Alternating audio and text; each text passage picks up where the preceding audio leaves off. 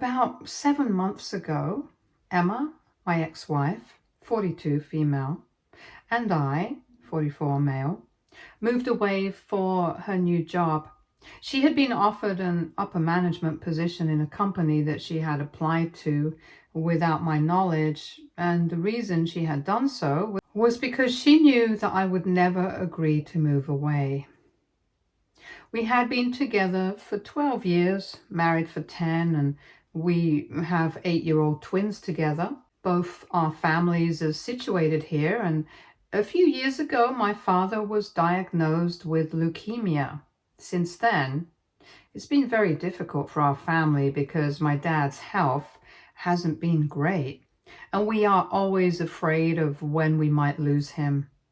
Naturally, as his only son, I want to be here for him and also for my mother, and so I hadn't wanted to move away after my dad's diagnosis. I thought that Emma would understand what I was going through, but instead, she told me that I was being a little too sensitive and that I can't just keep turning down opportunities to work out of state and expect her to do the same just because my dad was sick. Before my dad fell sick, we had actually been planning to move away because she wanted a change of pace. But after my father's diagnosis, I told her that it would not be possible for me anymore. She tried to be understanding of it in the beginning, but gradually, since last year or so, she had started to become very restless. And we had been fighting quite frequently over this. She wanted to move away because she felt stuck here. And I couldn't possibly think about moving away while my dad was in such a condition, especially since it would also mean having to leave my mother to deal with it all on her own. Even if I had had any siblings, I wouldn't have been able to leave because my conscience wouldn't have let me.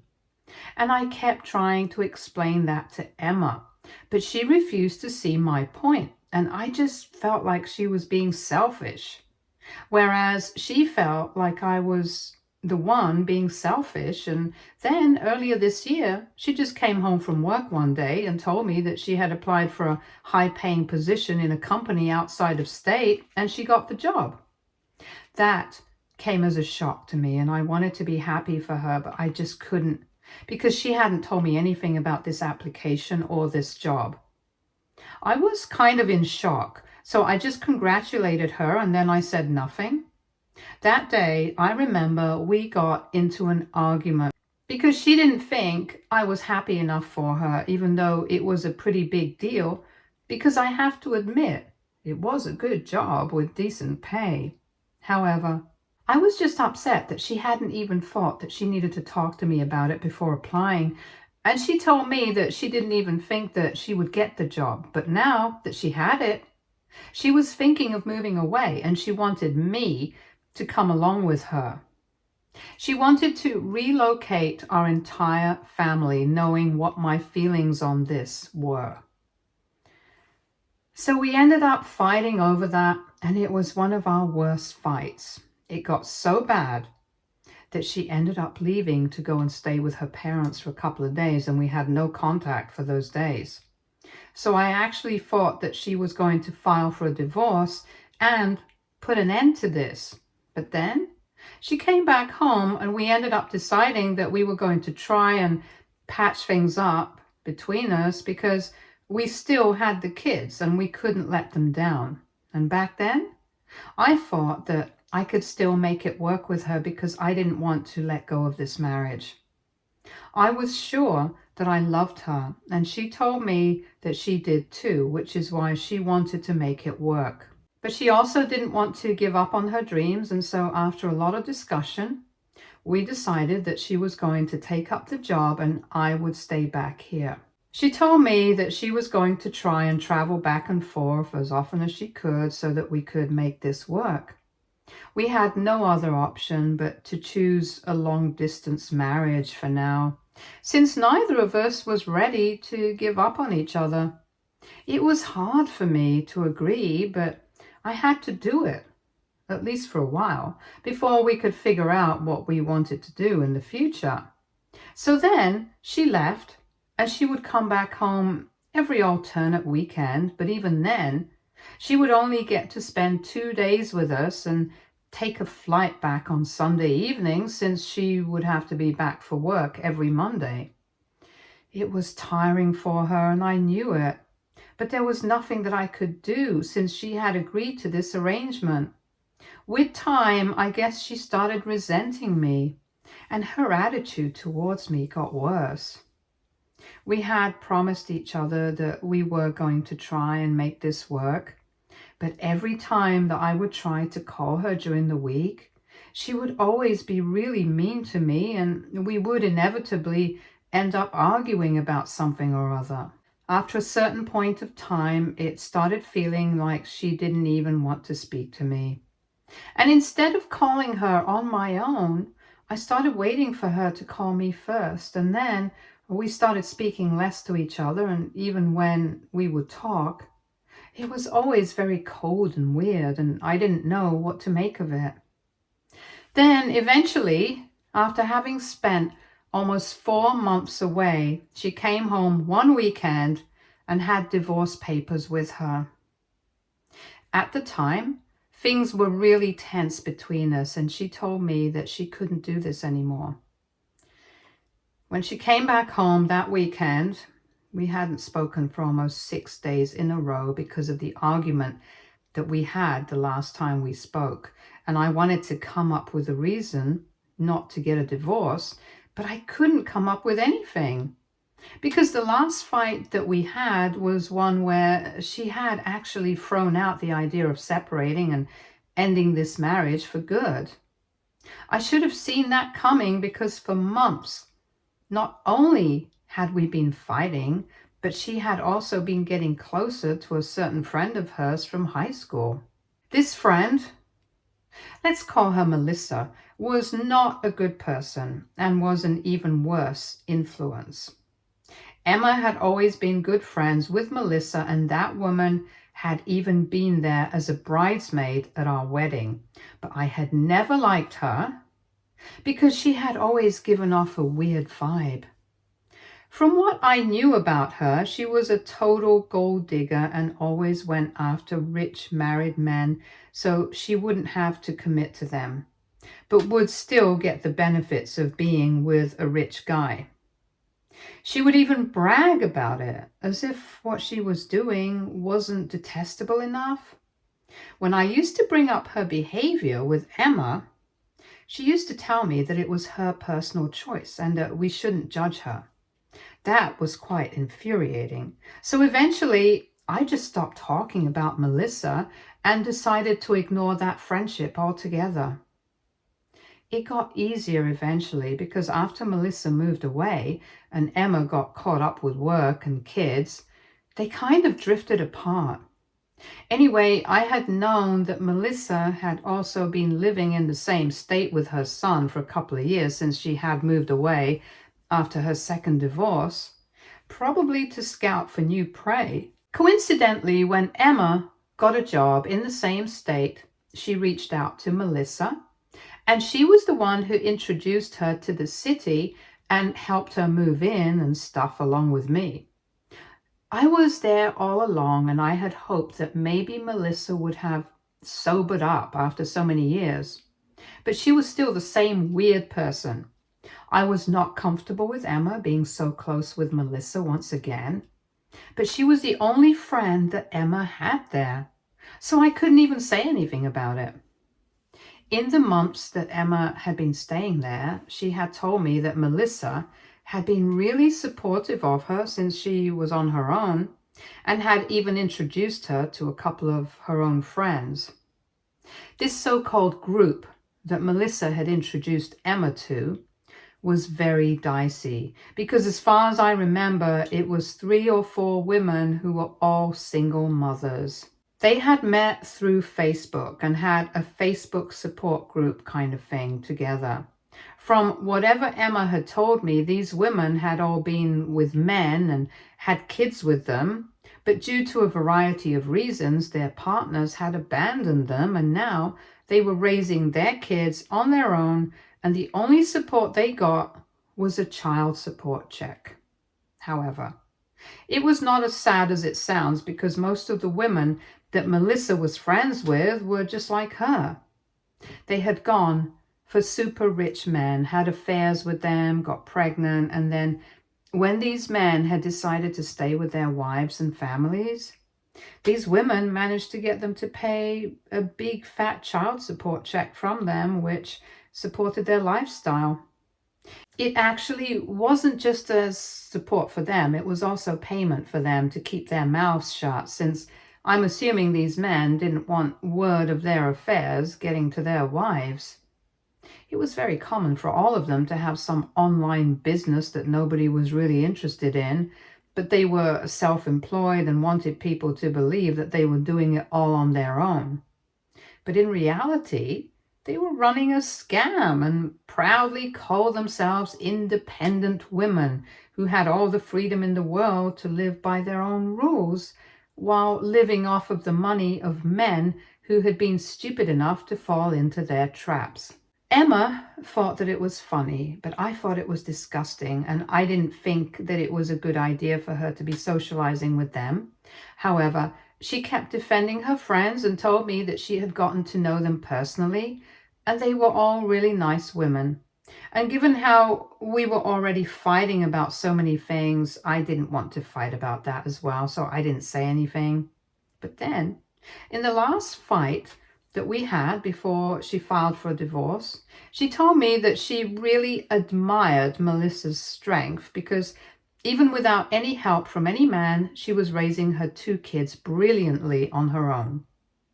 I ended up scoffing at that and told her that anybody who makes as much money from getting pregnant after an affair with rich guys would also probably be taking good care of the kids, since that was not their child, but a meal ticket for them. And that was what led to a huge blow-up fight between us, because before that, we had been trying our best to keep a lid on our tempers, but the frustration had just been building up for months. And that day, that little disagreement over one thing was enough to set us both off. We started cursing at each other, telling each other exactly how much we hated the situation, and just kept blaming each other. After one point, she just said that if we were just going to fight like this all the time, it was probably better for us to go our separate ways, and then disconnected the call. I thought she didn't mean that, and I thought that she was going to call me and apologize, but that never happened. And I was really upset with her as well, so I didn't bother to reach out either. That weekend, she showed up with the divorce papers, and I decided to go ahead with it, because I couldn't find a reason to stay with her anymore either. We had tried our best to make it work, but it didn't, unfortunately. And even the kids, the ones we were supposedly staying together for, hardly got to see us together, and even when we were together, we were not happy. So rather than letting them grow up in a toxic environment, we decided to get a divorce. The divorce process was relatively simple, since we don't have a waiting period here in our state, and we only had to divide our joint assets, which was simple enough. I got to keep the house and the kids, since she didn't want to take them away with her right now, and said that at the moment we could stick to our arrangement of her coming back here every weekend to meet them. We had been splitting the cost of raising them anyway, so we continued to do that. Once they were a little older, we would leave it up to them what they wanted to do. It was not convenient for either of us, but we didn't want to fight for custody, since we believed that our kids deserved both of us in their lives. As for the house, we had a verbal agreement that we would put it up for sale in a few years, and whenever it's sold, we would split the money. Anyway, the divorce was finalized about a month ago, and I didn't think that she would speak to me after that, because even while we were getting divorced, we hardly had anything to talk about outside of the meetings with our lawyers. Now that everything had been finalized, I was trying to cope with the situation, since even though it actually felt like nothing had really changed, since we were still going to stick to the same routine, life was definitely going to be pretty different for me now, because I was no longer married to Emma. My kids were also very confused about what was going on, so I had to explain to them that their mother and I were no longer together, even though nothing exactly had changed.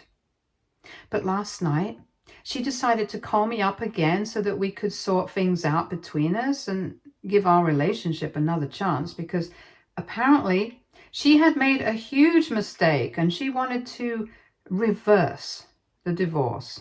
I could tell that she had been crying, and she was pretty much hysterical on the phone call. She started ranting about how she had unintentionally glamorized the lifestyle that Melissa and her friends had been leading, and because of that group, she hadn't mentioned it to me earlier because she knew how I felt about Melissa. But after that last fight that we had, she had spoken to her group of friends and they had told her to go for a divorce.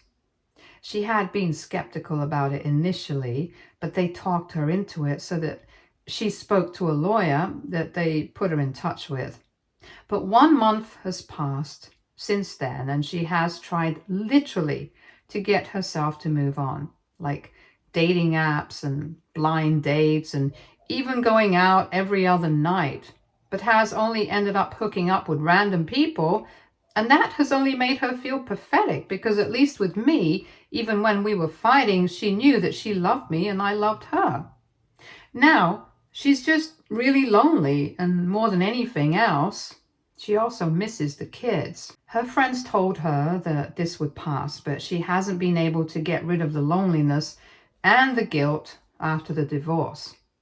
On top of that, her company had been doing pretty well when she joined, but she has had several pay cuts since then, because apparently they had kind of embellished how well they were doing to get her on board, and her income now doesn't match what she had been offered initially. It's not just her. Everyone in the company has been going through the same thing, and they keep telling people that things will work out if they keep working hard. But she thinks it's just so that they can retain their employees, and that's another part of the reason why she wants to come back to me. She said that she really wanted me to consider it and reverse the decision to get divorced, because she just misses her family and what her life used to be. But after she was done talking and explaining her situation to me, I just felt furious with her, because I couldn't believe that she had allowed her stupid, immoral friends to talk her into getting a divorce. I had always warned her against Melissa, and I had also made it very clear that I didn't like the company she was keeping after she moved away, but she never paid any mind to me. And now they had turned out to be the reason that she ended up making the decision that she did. Had it been her own mistake, I might have even been all sympathetic towards her. But the fact that she had chosen to listen to people that I hated really got on my nerves.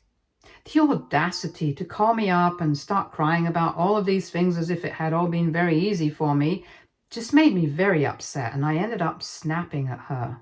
And now she had to lie in it because I was not going to help her out here. In spite of everything, I had tried my very best to make this marriage work. And I'm not talking about the last few months. I'm talking about ever since my dad fell sick. I had been fighting for our marriage relentlessly. And for a while, so had she. But she had been immensely selfish for the past couple of years. And that's how we had ended up here, divorced. The least she could have done while she had been staying away was at least try to understand my feelings and situation. But she allowed herself to get carried away by friends whom she knew I did not like. I told her that she was not a high school kid anymore, and that a juvenile excuse like her friends had influenced her to make bad decisions was not going to work with me. She wasn't coming back home drunk to her parents. This was a very different situation, and it had affected my life and even the kids. And now, just because it's inconvenient for her, she wants to reverse the divorce. Firstly, of course, that's not how it works. And secondly, even if it did, I wouldn't do it. I was really upset by everything she had told me right before that. I just couldn't hold back. So I told her that now, if she was feeling really lonely and guilty, then she should just ask her friends for help, because I'm sure if they were the ones who had encouraged her to file for a divorce, they cared about her enough to take her in if she was not doing well financially, and support her emotionally as well. I was also very annoyed by the fact that she had basically just confessed that she had been hooking up with random people for the past month after our divorce.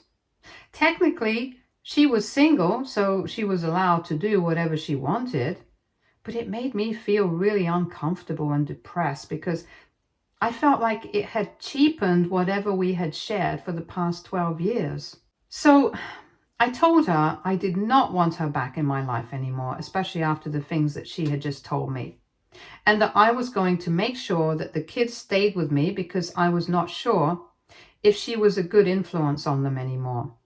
She started crying even harder and told me that she was ready to do anything it took to make things right. But I told her that she had made a decision and she had to live with it, and the kids and I did not need her anymore.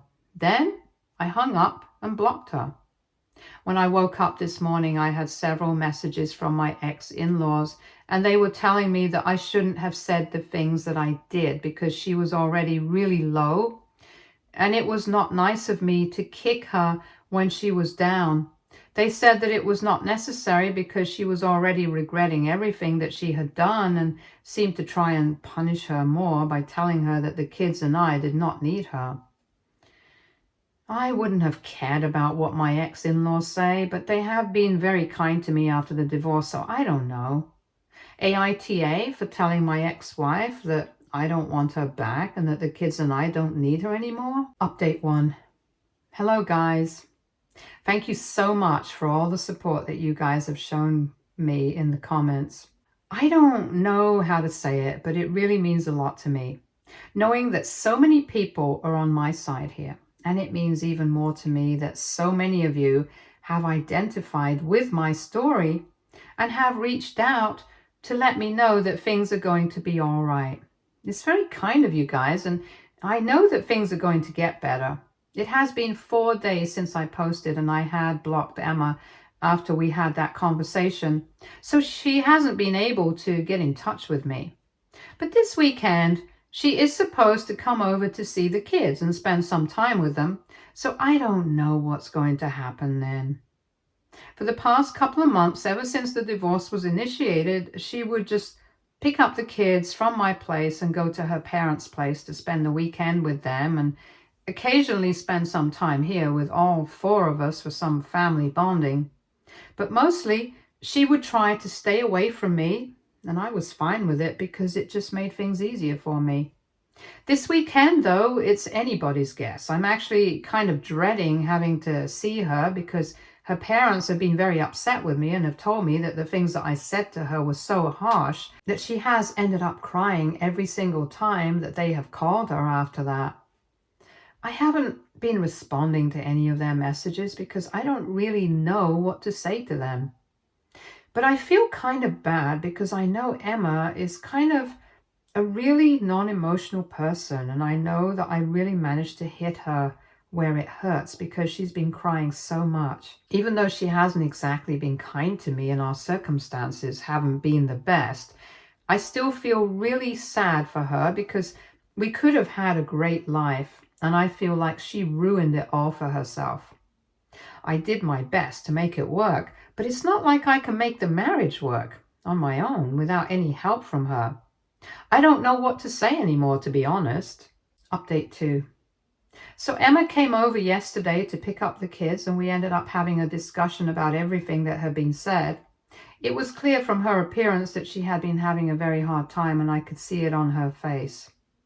And I found it really hard to be cold to her. So then she asked me if I would be willing to talk to her just for a bit, and I ended up agreeing. Once the kids were in their room, we got to talking, and she told me that she was really sorry about everything. And she wasn't referring to the recent months. She was referring to the past couple of years because it had taken a lot for her to realize how selfish she had ultimately been. And she even said that she did not deserve me. She told me that in the past few weeks after the divorce, every time she would go out on a date or hook up with any guy, all she could think was how she wasn't sure if this was the kind of life that she wanted for herself, and felt guilty for throwing it all away. She had built it up all in her head, but it wasn't all that it was cracked up to be. And when she realized that, it was too late for her to do anything about it, because she had already lost me.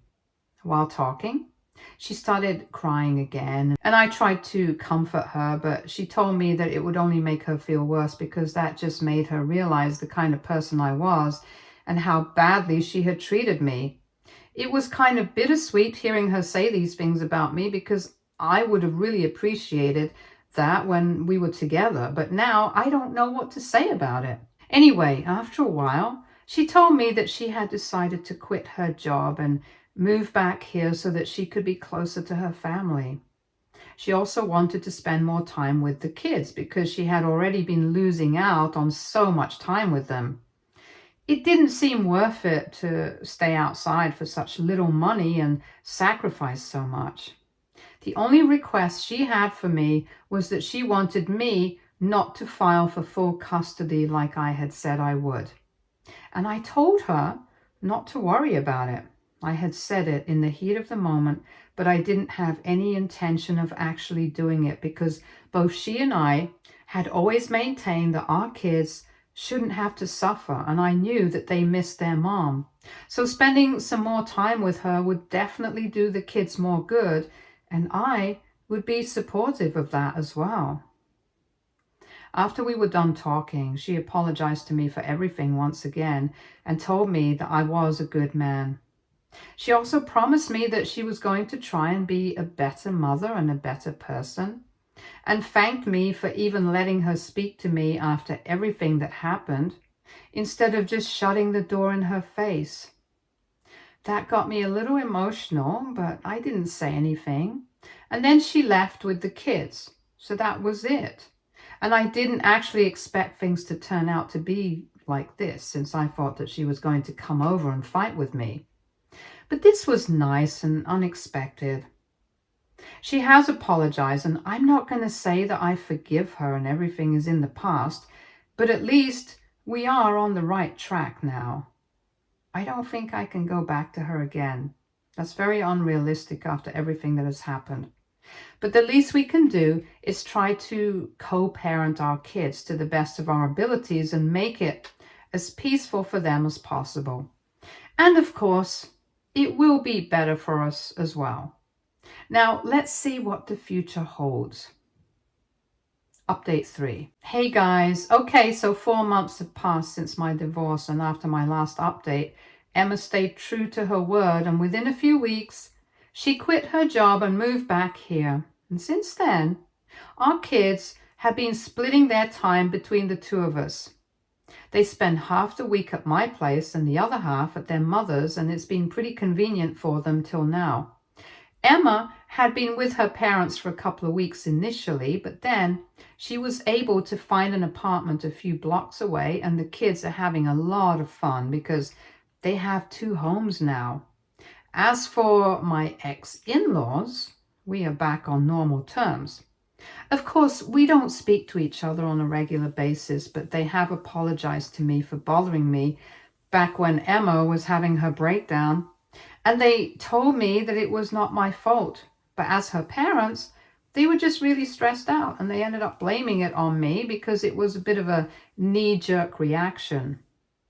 Emma and I are also back on decent terms.